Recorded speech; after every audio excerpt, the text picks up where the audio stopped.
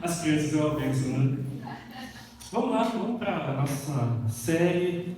E estamos seguindo aí a série por todo o Novo Testamento. E vamos agora para Atos 9. E o tema é simples, mas extremamente transformador. É o centro do Evangelho. E é a conversão de Saulo, a história da conversão de Saulo. E é uma grande história que também nos traz a reflexão daquilo que Jesus faz na vida do ser humano, que é nos transformar, que é nos trazer vida, salvação, cura, restauração. Vamos orar novamente para que a palavra de Deus alcance o seu coração e que você possa olhar para si mesmo, ok? Que você possa olhar. Tem uma visitante aqui, não? Ah, sim. Legal, assim conversei com ela, mas seja bem-vinda, tá bom, querido? Em nome de Jesus. Vamos orar novamente e pedir a graça de Deus para que a palavra nos alcance, para que a gente possa analisar a nós mesmos e se alegrar com a palavra neste momento. Pai, te louvamos novamente, que a tua palavra venha de encontro aos nossos corações e que possamos, Pai, dia a dia, e hoje não será diferente, de sermos transformados pela tua presença.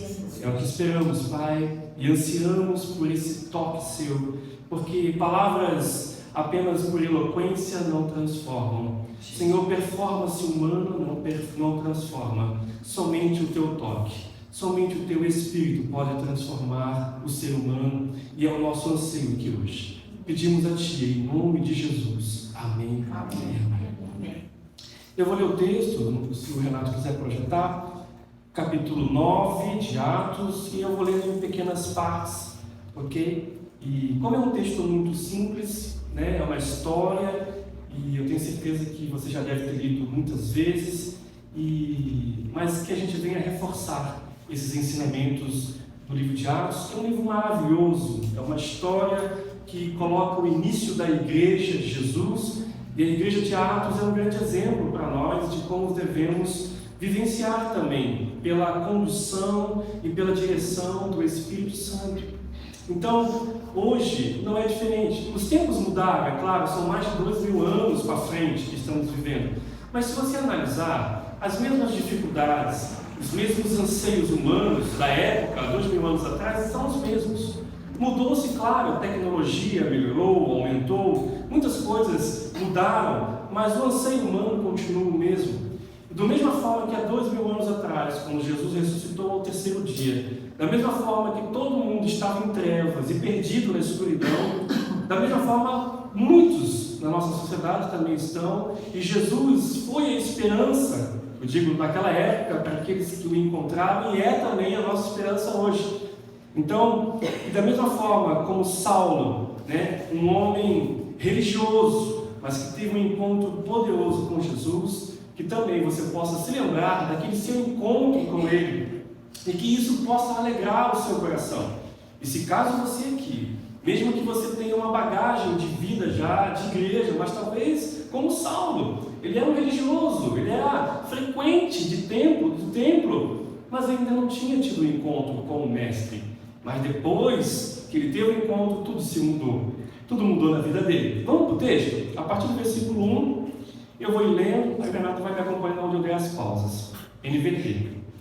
Enquanto isso, Saulo, motivado pela ânsia de matar os discípulos do Senhor, procurou o sumo sacerdote. Pediu cartas para as sinagogas em Damasco, solicitando que cooperasse com a prisão de todos os seguidores do caminho. Aqui ele está se referindo aos cristãos, homens e mulheres que ali encontrasse, para levá-los como prisioneiros a Jerusalém. Uma pausa aí nesse texto.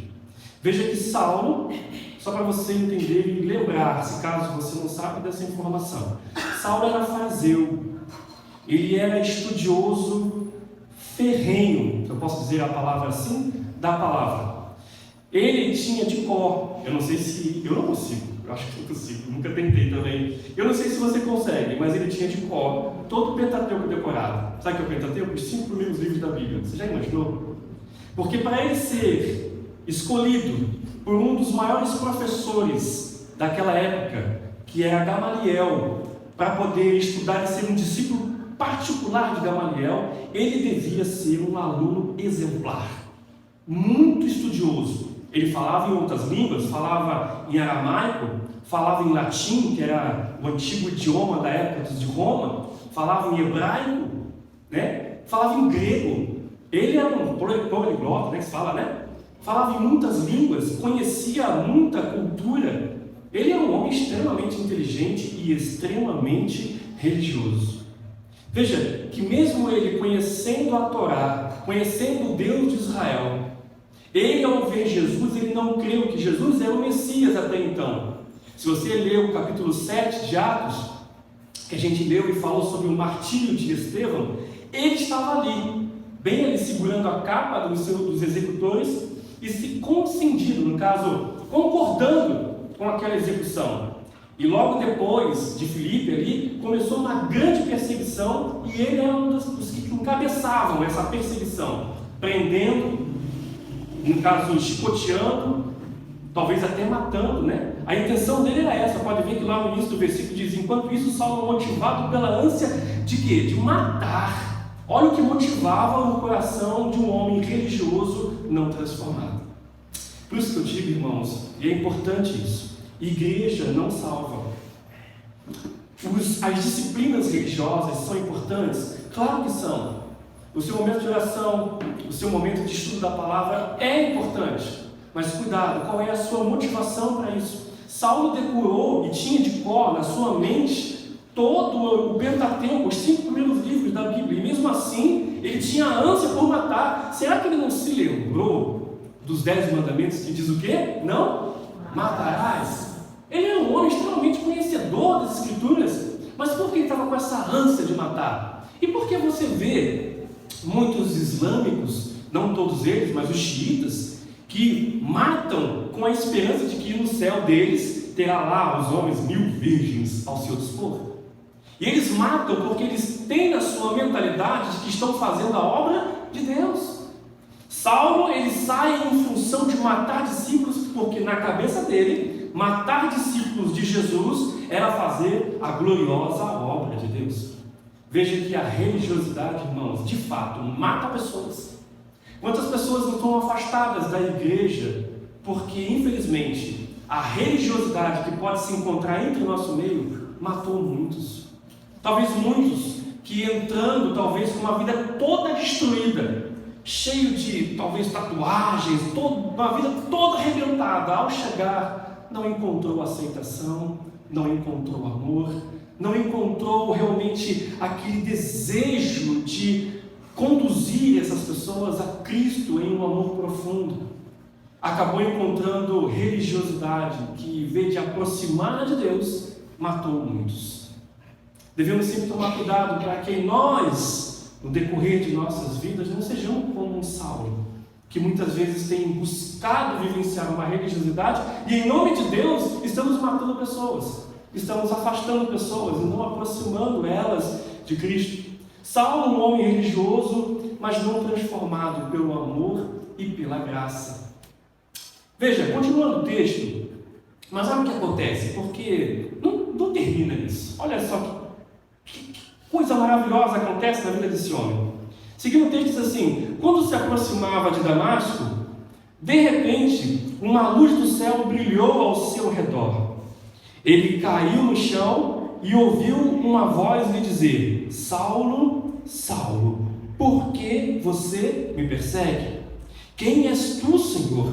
Perguntou Saulo. E uma voz respondeu: sou Jesus, a quem você persegue. Agora levante-se e entre na cidade, onde lhe dirão o que fazer. Mais uma pausa aí. Olha o que acontece. Ele está nessa empreitada de matar discípulos, prender. E ele vai até os líderes fariseus e fala assim: olha, os discípulos saíram de Jerusalém, eles estão indo agora para Damasco, eles estão indo agora para Samaria. Não vamos só prender e matar aqui não, vamos sair, vamos caçar de lá.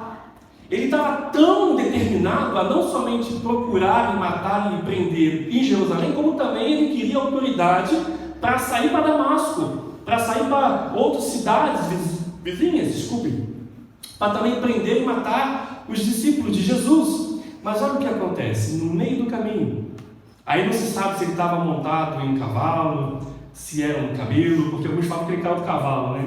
Mas o texto não diz que era cavalo ou nada, só diz que ele caiu no chão, de repente ele estava até a pé, ele só se quebrantou. Mas se ele estava a pé, ou a cavalo, ou de camelo, não se sabe. O importante é que ele teve uma visão gloriosa de quem mesmo? De Jesus Cristo.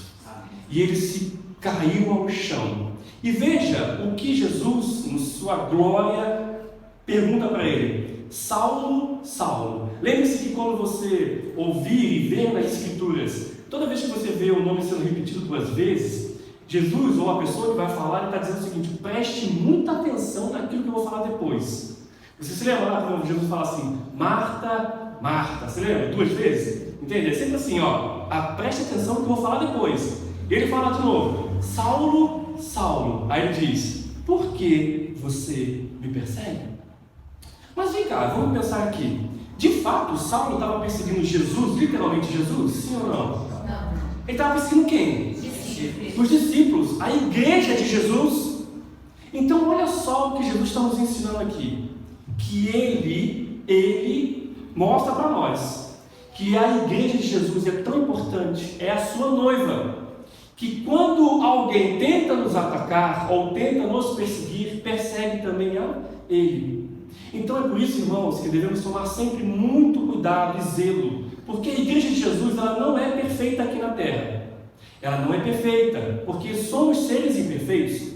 Mas cuidado, irmãos, para que a gente não caia no erro de falar mal dela, de desprezá-la. Porque se falarmos mal dela, desprezá-la, nós não estamos falando mal, desprezando a igreja em si, mas veja, estamos falando mal do seu noivo, que é Jesus. Ele mesmo disse: Saulo, Saulo, por que você me persegue? Jesus está trazendo para ele. E quantas pessoas acabam se desconectando e vivendo e abandonando a sua fé, saindo porque encontrou possíveis problemas dentro da igreja? A igreja tem problemas mesmo, sabe por quê? Porque eu estou nela. Eu sou cheio de problemas e por isso ela vai ter problemas. Então, mesmo assim, a igreja sendo um lugar que tenha problemas e limitações, mesmo assim ela é o melhor lugar para estar. Amém. Pense comigo, se você estivesse na época de Noé, e você soubesse do decreto de Deus, e você soubesse que você ia ficar, porque ficou ali Noé 1 ano e 2 semanas em um navio, feito por ele, cheio de bichos, que com certeza fazia necessidades. O cheiro lá dentro não devia ser tão bom, tão agradável, por mais de 1 ano. Agora eu te pergunto, você preferia ficar dentro ou fora da arca? O que você acha? Num lugar meio fedorento, mas que ia te preservar a vida, ou fora? A igreja é como a arca, entende? De vez em quando tem saltos, um cheirinho que não é muito agradável, mas mesmo assim é o melhor lugar para estar. É a noiva de Jesus, que um dia há de ser completamente redimida, completamente transformada. Amém. Ele diz isso, e eu entendo que nesse texto a conversão acontece, amados. A palavra conversão significa mudança de direção. É eu estar andando por um caminho e eu literalmente inverter e andar para outro. Isso significa a palavra conversão. Então, a verdadeira conversão é quando de fato acontece um verdadeiro encontro com Jesus. E hoje, eu espero que hoje, ou você se lembre do grande dia que isso aconteceu, que hoje também aqui, em nosso meio, seja como essa estrada de Damasco, que você possa ter um encontro bem particular com Jesus, nosso Senhor, amém? Que hoje aqui também seja como Damasco, que aqui seja um caminho de Damasco hoje aqui, que você ao sair de sua casa, ao chegar aqui, você tenha esse encontro, e eu sei que você já está tendo com Ele, desde o momento da oração, desde o momento do louvor. Jesus está aqui entre nós, amém? Você crê nisso? E Ele está aqui para salvar, para curar, para dizer para você o quanto você é amado, para dizer para você: seja forte, como Ele disse para Josué, seja forte e corajoso, porque eu estou contigo. Amém. Você não está só. Amém, Jesus. Amém. Glória a Deus. Isso também nos faz pensar que não existe uma pessoa sequer, seja a pior que você conheça, que não pode ser transformada por Deus. Se Saulo, um homem completamente destemido a matar e perseguir os cristãos. Se ele foi transformado, qualquer pessoa pode ser também. Talvez você possa encontrar ou ter amigos. Puxa, mas aquele lá não tem jeito. Não, tem jeito sim. Enquanto o ser humano respirar, enquanto ele estiver vivo, ainda há esperança para ele. Ainda há esperança, e eu e você devemos sempre nos posicionar para testemunhar o Evangelho e orar e pedir: Deus, salva aquele meu filho, salva aquele meu tio, salva aquele meu amigo, salva o meu vizinho, salva essa pessoa. Se revela a ele, a ela, como o Senhor também se revelou a Saulo e transformou a vida dele. Amém. Essa sempre deve ser a nossa oração e a nossa esperança. Amém. Veja, continuando o texto, vai dizer assim, os homens que estavam com Saulo ficaram calados de espanto, pois ouviam uma voz, mas não viam ninguém. Saulo levantou-se do chão, mas ao abrir os olhos estava cego. Então o conduziram pela mão até Damasco. Lá ele permaneceu cego por 3 dias e não comeu nem bebeu coisa alguma. Havia em Damasco um discípulo chamado Ananias. O Senhor o chamou numa visão: Ananias. Sim, Senhor, respondeu ele. O Senhor disse: vá à rua direita, à casa de Judas. Ao chegar, pergunte por um homem de Tarso chamado Saulo. Ele está orando neste momento. Mostrei-lhe numa visão um homem chamado Ananias, chegando e impondo as mãos sobre ele para que voltasse a enxergar. Ananias, porém, respondeu: Senhor, ouvi muita gente falar das coisas horríveis que esse homem fez. Coisas horríveis que esse homem vem fazendo ao teu povo santo em Jerusalém. E ele tem autorização dos principais sacerdotes para prender todos que invocam o teu nome. O Senhor, no entanto, disse: vá, pois Saulo é um instrumento que escolhi para levar minha mensagem aos gentios e aos reis, bem como ao povo de Israel. E eu mostrarei a ele o quanto deve sofrer por meu nome. Ananias foi e encontrou Saulo. Ao impor as mãos sobre ele, disse: Irmão Saulo, o Senhor Jesus, que lhe apareceu no caminho para cá, me enviou para que você volte a enxergar e fique cheio do Espírito Santo. No mesmo instante, algo semelhante a escamas caiu dos olhos de Saulo. A sua visão foi restaurada. Então ele se levantou e foi batizado. E depois de comer, recuperou as forças. Saulo permaneceu alguns dias em Damasco com os discípulos, somente até aí. Veja, agora é a trajetória, depois que ele teve esse encontro glorioso, depois que ele teve esse encontro glorioso com Jesus. Veja que Deus queria falar com Saulo. Os homens que estavam com ele apenas viram um clarão, ouviram até uma voz, mas não viram a visão que Saulo teve. Ao sair e levá-lo para Damasco, ele ficou ali, depois desse encontro, e ele ficou cego, porque Deus queria tratar o seu coração. E ele, por 3 dias, fez um jejum radical, de 3 dias sem comer e sem beber. Geralmente, um jejum comum, você fica sem comer, mas não sem beber. Mas ele ficou 3 dias sem comida e sem bebida ali. E veja que, nesse momento que as escamas caem de seus olhos, isso é consequência de uma conversão autêntica. A conversão autêntica é quando as mentiras caem por terra e você agora tem revelação da luz e da verdade. Quando você olha as Escrituras, você não fica mais confuso, porque agora as escamas da mentira caíram. Você agora, ao analisar as Escrituras, você entende porque a verdade lhe foi revelada. A transformação pela conversão, ela transforma o nosso ser e ela traz verdade ao nosso entendimento. Veja, a conversão te leva também à sala de oração. Veja que, como aqui eu não coloquei o versículo, mas diz que antes de Ananias chegar lá, eles estavam fazendo o quê? O que Saulo estava fazendo? Orando. Veja que uma das transformações pela conversão em Jesus é nos levar à sala de oração. Saulo estava orando, buscando intimidade com Deus. A conversão, meu amado, diz que quando você encontra com Jesus, acontece o que é registrado em Efésios 1,13, que ao crer em Jesus, nós somos selados pelo Espírito Santo da promessa. E o Espírito Santo não é uma energia, o Espírito Santo é uma pessoa, Ele é Deus.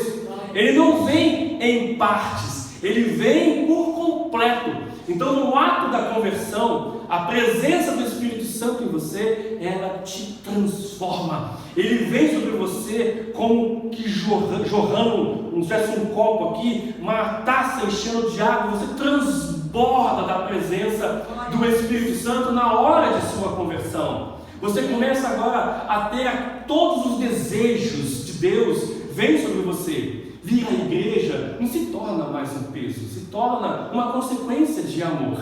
Orar não se torna mais cansativo e pesaroso, porque é isso que Deus ama e quer, porque o Espírito Santo em você te leva à sala de oração. O Espírito Santo te leva a estudar e meditar nas Escrituras. E isso não é algo feito de forma religiosa. Lembre-se que estudar as Escrituras, a palavra de Deus, nem sempre um cristão pode fazer. Um ateu pode ler as Escrituras. Você pode encontrar um ateu que sabe mais de Bíblia do que você. Satanás conhece mais a Bíblia do que eu e você. Mas isso não categoriza um cristão. Isso não categoriza uma conversão autêntica, porque você conhece textos bíblicos ou até mesmo ora. Porque Saulo, como fariseu, ele orava 3 vezes ao dia ou mais. Você faz isso 3 vezes ao dia, 1 hora cada vez? Ele orava 3 horas por dia. Essa era a rotina dos fariseus. Ele jejuava 2 vezes por semana. Você faz isso? Ele dava o dízimo até daquilo que não era nem para dar, de tão religioso que ele era. E os fariseus eram. E mesmo assim, ele não era transformado pela graça. A graça, um dos sinais mais poderosos da graça, é a sua grande motivação que é transformada. Eu venho na igreja não para mostrar para alguém algo. Eu venho na igreja porque eu amo a Jesus e os meus irmãos. Amém. Eu oro, eu busco a Deus em oração, não para querer mostrar para as pessoas que eu oro porque eu sou mais religioso ou mais espiritual do que você. Eu oro porque para mim oração diante de Deus é como o ar que eu respiro. Amém. A leitura da palavra não é algo doído, difícil, porque a palavra é o pão que me alimenta. Então, todas as disciplinas espirituais, ela é conduzida por uma motivação de amor e não por uma obrigação. Essa é a grande diferença de uma conversão. A conversão autêntica te leva a agir e ser movido por amor àquele que te salvou. Aquele que morreu na cruz por você. E veja que depois que Saulo, depois que ele é visitado ali por Ananias então impõe as mãos sobre ele, aquelas escamas caem, e ele é cheio do Espírito Santo, e acontece algo legal. Ele agora vai fazer o quê? Ele vai ser batizado. Olha que legal. Todo aquele que é convertido, todo aquele que se encontra com Jesus, ele anseia pelo batismo. Batismo não salva, mas todo salvo em Jesus deseja se batizar. Amém. Batismo não salva. O batismo não tem nenhum poder mágico, mas todo salvo em Jesus anseia pelo batismo. Amém. O batismo é como uma grande aliança com Deus. É você dizer publicamente que agora você foi transformado por Jesus e você vai dizer para os céus, para a sua família, para todos os seus amigos, que a partir deste momento você faz uma aliança, como um casamento, dizendo agora estou casado com Jesus. E eu não tenho vergonha de expor isso. Amém. Você que é casado, eu tenho certeza que você não tem vergonha de dizer, minha esposa é a Paula, no caso, minha esposa, ou meu esposo é o fulano. Você não tem vergonha de fazer isso, porque você fez uma aliança pública. E a mesma forma, a conversão e após o batismo é isso. Você agora declara publicamente que você agora é um seguidor de Jesus, Amém. Se você continuar lendo o texto, para ganharmos tempo, eu não vou ler todo o capítulo, mas lá no versículo 20, diz assim, logo depois do batismo de Saulo, que depois vai se tornar Paulo, lá no versículo 20 do capítulo 9, diz assim, logo começou a falar de Jesus nas sinagogas, dizendo: Ele é o Filho de Deus. Olha aqui, consequência de uma transformação. Saulo foi transformado, as escamas caem, ele é batizado no Espírito e também batizado nas águas.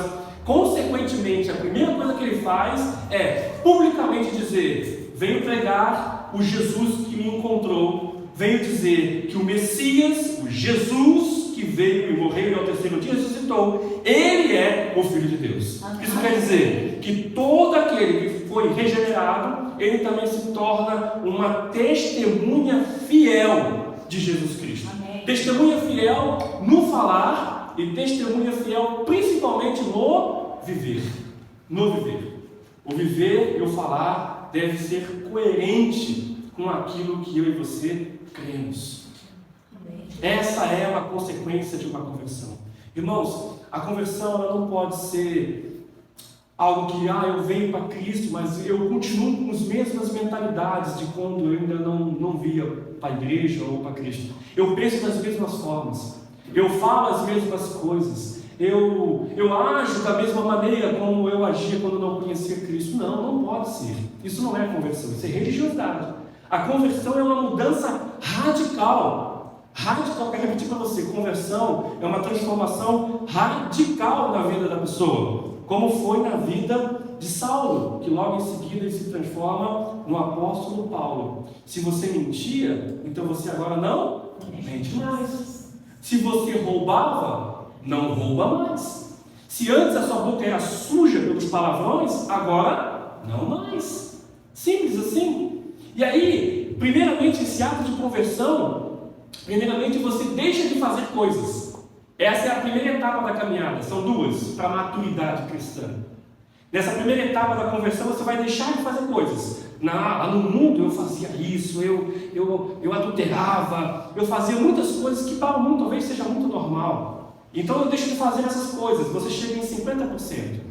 Mas agora, para você alcançar a maturidade, é você fazer os outros 50%, que agora é você fazer algo que Deus espera. Que é o quê? Orar pelas pessoas. Ser testemunha e evangelizar as pessoas. Realmente você vivenciar na prática, de forma aberta, o evangelho que você crê.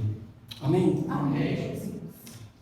Versículo 31 diz assim também, e eu finalizo aqui: uma igreja, e esse é sempre o nosso maior anseio. Na escola bíblica aqui, ao terminar, a gente estava falando sobre as consequências de um cristão que vivencia o secreto. O que é o secreto mesmo? Ao seu momento de oração privada. E as consequências de uma pessoa que vive o secreto é humildade, é amor, que transborda para o outro. Uma pessoa que vive no secreto, ela se conecta com Deus e entende: Senhor, qual é a minha missão aqui na terra que vai te agradar? O que o Senhor deseja para mim aqui? Você vai se conectar com Deus rapidamente. Você sempre vai se colocar, não abaixo de forma a você se inferiorizar, mas você sempre vai dar honra ao outro. Você não faz acepção de pessoas. Você trata, todas as pessoas de forma igual. Isso são consequências de quem vive no secreto, de quem está conectado com Deus. Um religioso, sem a conexão do secreto, ele pode conhecer muito de Bíblia e querer se sentir superior a você. Eu sou superior porque eu falo em línguas. Eu sou superior a você porque eu sou mais espiritual porque eu li a Bíblia 3 vezes e você nenhuma vez ainda. Isso aí talvez seja uma prática muito religiosa de quem está com a Bíblia na cabeça, mas não está no seu coração. Só o secreto nos transforma. Agora imagine, irmãos, eu estava compartilhando isso na escola bíblica. Deus espera encontrar-nos no secreto, porque Ele deseja nos transformar lá. E no secreto, imagine, irmãos, qual é a consequência então de um cristão no secreto? Essa que eu falei. Então qual é a consequência de uma igreja, da nossa igreja, a IB, não é IB não, agora é PIB, né? PIB de Viar. A igreja, os 35 membros que vivenciam o secreto. Qual é a atitude, qual é a transformação que essa igreja gerará aqui em Biá e no país também? Qual é a consequência de uma igreja que vivencia o secreto e transborda? É o amor poderoso. Transformando. Eu sei que isso está acontecendo, irmãos, entre nós cada vez mais. Você crê nisso? Amém. Eu tenho visto. Mas eu não quero me conformar com isso. Eu quero mais. Você quer mais também? Eu quero mais. E eu quero me alegrar com você, para quem esteve aqui na sexta. Você viu o que aconteceu? Coisa tremenda, irmãos. Isso é só, eu quero dizer para vocês, isso é só o início. Isso é só o início. A Fernanda, que está liderando, que está conduzindo, eu tenho certeza que quando ela voltar às atividades, vai encontrar um grupo bem diferente. Porque o impacto ali chegou, entende? O Evangelho chegou, o Jesus foi apresentado a eles. Agora, tenho certeza que as atividades de ensino serão diferentes. O resultado começará a aparecer mais rápido, porque agora as estrelas caem. É claro que, igreja, eles estão nascendo de novo. Talvez eles nem entendem ainda o que aconteceu naquele dia, mas nós continuaremos a orar por eles, nos aproximando deles, para que eles possam se desenvolver. Por exemplo, se você está casado, se você tiver um filho lá de uns 10 dias de vida, você seria lúcido você pegar esse filho e falar assim: agora ó, você já nasceu, coloca ele no cantinho, agora você se vira, vai trabalhar. Você faria isso? Não, né? Seria loucura, porque é um bebê. Espiritualmente, quando alguém se converte, é a mesma coisa. Nós não podemos abandonar, porque ele é um bebê espiritual, ainda está começando, né? Nem sei se vai falar ou gritar. Nós precisamos sempre nos aproximar. E há uma responsabilidade muito grande agora para você. E não só você sozinho. Nós somos uma igreja. E essas crianças, esses jovens, né? Eles devem ser acompanhados por nós. E nós, com muito amor, estamos ali próximos a eles. Eu sei que isso é só o início, irmãos. Só o início, não somente com eles, né? Não sei se a Paula vai falar alguma coisa da... Como dela aqui mesmo? A Eloá. Nós indo para a igreja, nós perguntando o que é louvar, professor? Tia. O que é louvar? O que é louvar? A Eloá, Paula pode falar depois com mais propriedade, aquela maiorzinha que estava aqui, que foi lá para trás. Depois de sexta, amor? Depois de sexta, ela foi para casa, foi na casa dela que ela teve uma visão, né? Foi antes de ir para a igreja. Ela veio, chegou, que depois que ela contou para a Paula, ela falou: tia, eu não entendo o que aconteceu, porque antes de vir para cá, ela disse que teve uma visão de um homem de branco, né, com uma coroa, falando que mesmo para ela. Ela foi assim, ela estava se trocando para vir para a igreja e ela levou um susto e viu um homem vindo do quarto. E ela assustou, ela se fechou de novo atrás de toalha e o homem se aproximou dela, deu um abraço nela, beijou o rosto dela e falou: filha, eu te amo muito. E tem colocado pessoas na sua vida que também te amam. Faça o bem. E falou, ela não sabia explicar, estava um pouco eufórica, assim dizendo.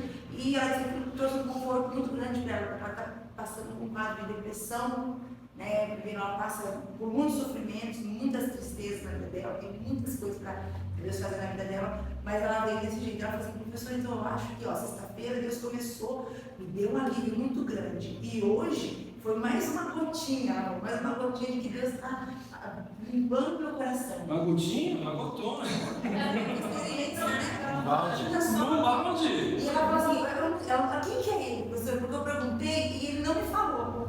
Eu vou perguntar depois para ela se ele diz assim: eu sou o que sou. Mas ela disse assim que a roupa dele era branca e estava suja de vermelho. Ela nem sabe, ela tem 9 anos. Ela só tem tamanho, ela tem 9 anos, é muito pequenininha. Ela não sabia explicar o que ela não sabia explicar o que é. Mas olha, veja, da mesma forma que Jesus aparece, a sala aparece para Eloá. Aparece para... É claro que não tem como dizer, porque Deus é soberano e Ele aparece para quem quiser, porque Ele sabe o coração das pessoas e por que ela precisaria ver isso. Mas ela vai entender isso. Mas é só o início, irmãos, do que Deus quer fazer neste lugar. Amém. Do que Deus quer fazer entre nós, do que Deus quer fazer na cidade de Biara, na cidade de Urupês e nas outras cidades também. Amém, Jesus. Então, qual é a aplicação, para a gente já ir para o nosso momento de ceia? Qual é a aplicação de tudo isso? Posicione-se publicamente. Posicione-se publicamente. A pergunta que eu até marquei, a pergunta é: será que a nossa transformação tem sido percebida pelas pessoas que estão ao nosso redor? Precisamos transmitir o Evangelho de Jesus para as pessoas que estão próximas a nós. Elas precisam encontrar Jesus em nós. Elas precisam ver Jesus em nós. Elas não podem olhar para nós e encontrar incoerências, dizendo: puxa, mas você não vai na igreja, mas fala isso. Mas você não vai na igreja e faz isso, eu vi você fazendo isso. Que incoerência é essa? Isso, irmãos, é como se fosse crucificar Jesus novamente. Isso é terrível, é um testemunho terrível. é como se colocasse de novo uma cruz em Jesus. É como se você, pelo seu mau testemunho, não estou dizendo você, estou dizendo assim, o cristão quando cai nisso, quando ele acaba escorregando na sua vida e se torna incoerente com aquilo que prega, que vive, você acaba crucificando Cristo novamente. E não é isso que Ele espera de nós. Ele quer que nós nos posicionemos e que nós realmente revelemos ao mundo o Jesus que transforma e que começou em mim e que começou em você. Amém. Novamente, não é que você precisa ser perfeito, ninguém será. Nós somos imperfeitos, irmãos. Mas a nossa imperfeição deve te conduzir à sala de oração. A nossa imperfeição deve te conduzir à dependência total do Espírito Santo de Deus. Para que você seja um instrumento de Deus nesse mundo aqui em Biá e em qualquer lugar que Deus te conduzir. Amém? Vamos ficar de pé e vamos orar. Orar bom, para a gente poder fazer a celebração da ceia. Parei de falar aqui.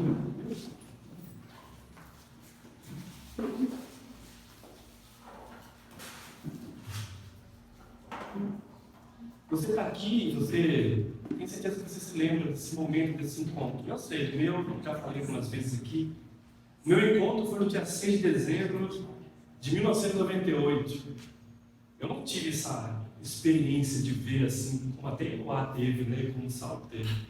Mas foi algo que transformou completamente a minha vida. Completamente. Minha mãe tem testemunho aqui, ela sabe. Aquilo mudou a minha vida de uma forma tão radical. Eu não me tornei santo, ou digo santo, perfeito, normalmente sempre falo isso.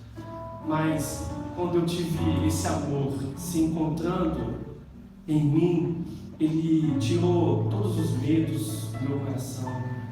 Ele tirou todo aquele peso do pecado, todo aquele peso, aquela frustração, ou aquela busca de uma alegria constante que eu tinha. Aquilo se foi porque agora eu encontrei a fonte da vida, eu encontrei a fonte da paz, eu encontrei a fonte da alegria. É claro que nessa jornada, nessa caminhada de conversão, eu ainda escorreguei algumas vezes. Eu tomei decisões precipitadas no meu processo, e talvez ainda possa acontecer. Mas eu confio no meu Jesus. Eu sei que Ele me ama e que Ele me perdoou. E que sempre que eu errar, e se eu chegar a Ele e falar, Senhor, eu pequei de novo, Pai, me perdoa. Eu sei que Ele me perdoará. Jesus, Ele é seu Pai, e como Pai, Ele te entende. E se você falhar, saiba que Ele te ama, mas Ele espera que você tenha um coração quebrantado. Um cristão convertido não aceita uma vida de pecados. Lembre-se disso. A Bíblia diz que aquele que nasceu de novo não vive na prática do pecado. Quem vive na prática do pecado não nasceu de novo. Você pode até escorregar, você pode até cair, mas viver nele não. E se você escorregar e cair, arrependa-se, peça a Deus perdão, ore ao Senhor e Ele te perdoará. E abandone o pecado, porque viver nele não é fruto de conversão. E se caso aqui for, e se um pecado assola você, arrependa-se hoje e abandone isso já, ok? Porque Ele está aqui para perdoar você. Vamos orar. Senhor Pai, muito obrigado pela Tua palavra. Obrigado, Senhor, porque, Pai, o exemplo desse homem chamado Saulo também se torna uma esperança para nós, em saber que não há ninguém, absolutamente ninguém, que o Senhor não possa transformar. Senhor, Tu pode transformar qualquer um. Ó Senhor, o Senhor nos transformou, o Senhor nos alcançou, o Senhor me alcançou, Ele alcançou aos meus irmãos aqui. Mesmo eu sendo pecador, cheio de problemas, o Senhor me encontrou. Obrigado por isso, Pai. E eu peço, Senhor, que nós, como igreja, possamos ser, Pai, um instrumento em Tuas mãos para levar a Tua glória àqueles que estão na escuridão, àqueles que estão perdidos, Pai. Que possamos ser como setas que apontam para Ti, Senhor. Que possamos, Pai, realmente com a nossa vida e com o nosso viver, mostrar a Tua glória ao mundo, Senhor. Deus, capacita-nos, abra o nosso coração e que sempre haja quebrantamento em nós. E que essa igreja, a primeira igreja batista de Ibirá, venha, Senhor, a vivenciar o que ainda não vivenciou. Nós ansiamos por isso. Pai, queremos vivenciar um avivamento neste lugar. Queremos vivenciar um avivamento em nossos lares. queremos vivenciar, Senhor, um transbordar da Tua presença em nós. E eu sei, Pai, eu sei que o Senhor já está preparando essa festa. Eu sei que o Senhor está preparando isso. Eu já posso ver, ó Deus, eu já consigo enxergar isso, Senhor. E eu sei que o Senhor está só nos preparando para o que o Senhor há de fazer em nosso meio. Ó Deus, obrigado, Senhor. Obrigado, Pai, te agradeço. Em nome de Jesus. Amém e amém. Aleluia.